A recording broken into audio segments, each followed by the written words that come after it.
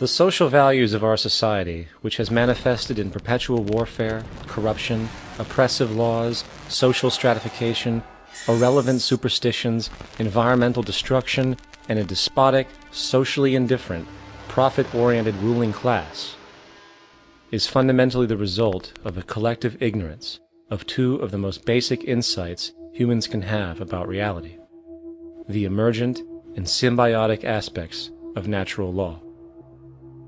The emergent nature of reality is that all systems, whether it is knowledge, society, technology, philosophy, or any other creation, will, when uninhibited, undergo fluid, perpetual change.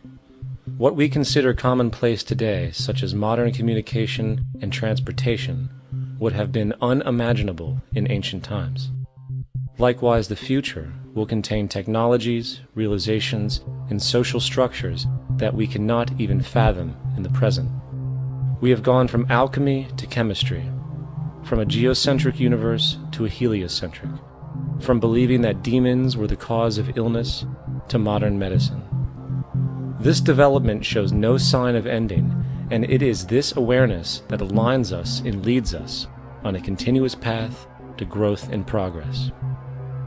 Static, empirical knowledge does not exist. Rather, it is the insight of the emergence of all systems we must recognize. This means we must be open to new information at all times, even if it threatens our current belief system and hence identities. Sadly, society today has failed to recognize this, and the established institutions continue to paralyze growth by preserving outdated social structures. Simultaneously, the population suffers from a fear of change, for their conditioning assumes a static identity, and challenging one's belief system usually results in insult and apprehension, for being wrong is erroneously associated with failure, when, in fact, to be proven wrong should be celebrated, for it is elevating someone to a new level of understanding, furthering awareness. The fact is, there is no such thing as a smart human being, for it is merely a matter of time before their ideas are updated, changed, or eradicated. And this tendency to blindly hold on to a belief system, sheltering it from new, possibly transforming information, is nothing less than a form of intellectual materialism. The monetary system perpetuates this materialism not only by its self-preserving structures, but also through the countless number of people who have been conditioned into blindly and thoughtlessly upholding these structures, therefore becoming self-appointed guardians of the status quo.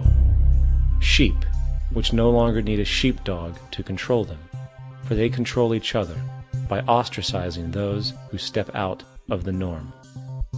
This tendency to resist change and uphold existing institutions for the sake of identity, comfort, power, and profit is completely unsustainable and will only produce further imbalance, fragmentation, distortion, and invariably, destruction. It's time to change. From hunters and gatherers to the agricultural revolution to the industrial revolution, the pattern is clear.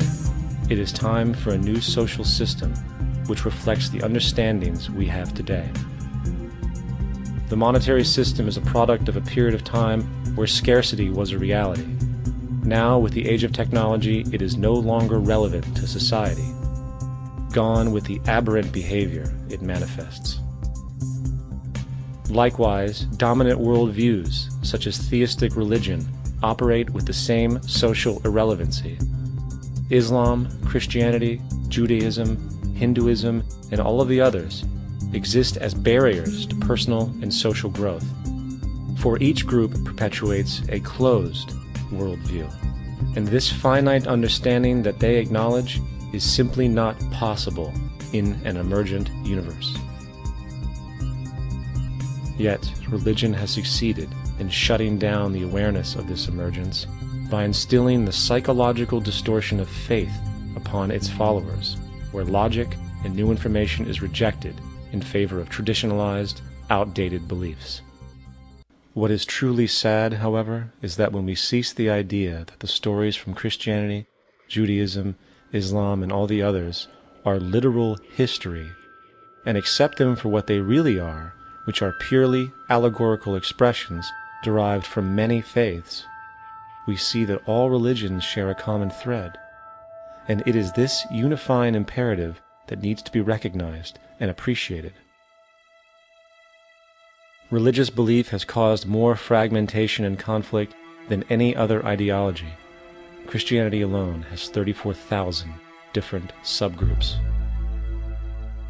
The Bible is subject to interpretation. When you read it, you say, I think Jesus meant this.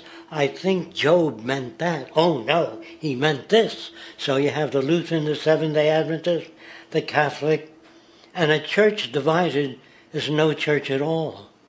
And a church divided is no church at all. And this point on division, which is a trademark of all theistic religions, brings us to our second failure of awareness, the false assumption of separation through the rejection of the symbiotic relationship of life. Apart from the understanding that all natural systems are emergent, where all notions of reality will be constantly developed, altered, and even eradicated, we must also understand that all systems are, in fact, invented fragments, merely for the sake of conversation. For there is no such thing as independence in nature. The whole of nature is a unified system of interdependent variables, each a cause and a reaction, existing only as a concentrated whole. You don't see the plug connected to the environment, so it looks like we're free, wandering around. Take the oxygen away, we all die immediately. Take plant life away, we die. And without the sun, all the plants die. So we are connected. We really must take into account the totality. This isn't just a human experience on this planet. This is a total experience. And we know we can't survive without plants and animals. We know we can't survive without the four elements, And so when are we going to really start taking that into account? That's what it is to be successful. Success depends on how well we relate to everything around us. I'm very aware of the fact that my grandson cannot possibly hope to inherit a sustainable, peaceful, stable, socially just world unless every child today growing up in Ethiopia, in Indonesia, in Bolivia, in Palestine, in Israel also has that same expectation. You got to take care of the whole community or you're going to have serious problems. And now we have to see that the whole world is the community, and we must all take care of each other that way. And it's not just a community of human beings. It's a community of plants and animals and elements. And we really need to understand that. That's what's going to bring us joy, too, and pleasure. That's what's missing in our lives right now. We can call it spirituality, but the fact of the matter is, joy comes from that bliss of connectedness. That's our God spirit. That's that side of ourselves that really feels it. And you can feel it deep inside you. It's this amazing, wonderful feeling. And you know it when you get it. You don't get it from money. If it's true that we're all from the center of a star, every atom in each of us from the center of a star, then we're all the same thing. Even a Coke machine or a cigarette butt in the street in Buffalo is made out of atoms that came from a star. They've all been recycled thousands of times, as have you and I. And therefore, it's only me out there. So what is there to be afraid of? What is there that needs solace-seeking? Nothing. There's nothing to be afraid of because it's all us. The trouble is we have been separated by being born and given a name and an identity and being individuated. We've been separated from the oneness, and that's what religion exploits, that people have this yearning to be part of the overall one again. So they exploit that. They call it God. They say he has rules. And I think it's cruel.